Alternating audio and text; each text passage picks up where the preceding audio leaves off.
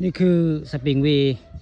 บ้านอ่างตำบลนาตาลอำเภอเตางอยนี่คืออ่างเก็บน้ำบ้านอ่างตำบลนาตาลอำเภอเตางอยได้ตัวแรงไก่คำมณีผู้ค่าป่าทองคำผ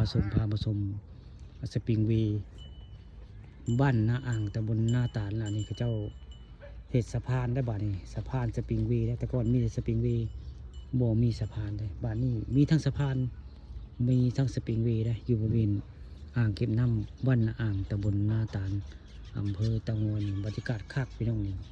ปีนี้ก็มาถ่ายโซฟี่ย่างฝนตกแต่ละคักพี่น้องมาตึงแฮเซมงนี่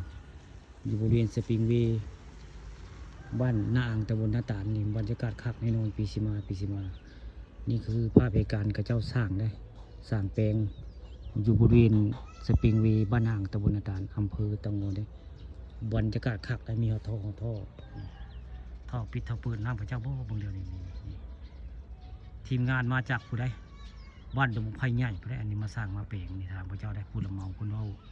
สิเลียภายใน3 เดือนได้นี่คือเป็นภาพบรรยากาศในบริเวณสปริงเวย์บ้านนาอ่างตำบลนาตาลอำเภอเต่างอยแล้วนี่ผู้ค่าป่าทองคำผสมพามาชมสปริงเวย์บ้านนาอ่างตำบลนาตาลอำเภอเต่างอยแล้วนี่บรรยากาศคักพี่น้องปีสิมานี่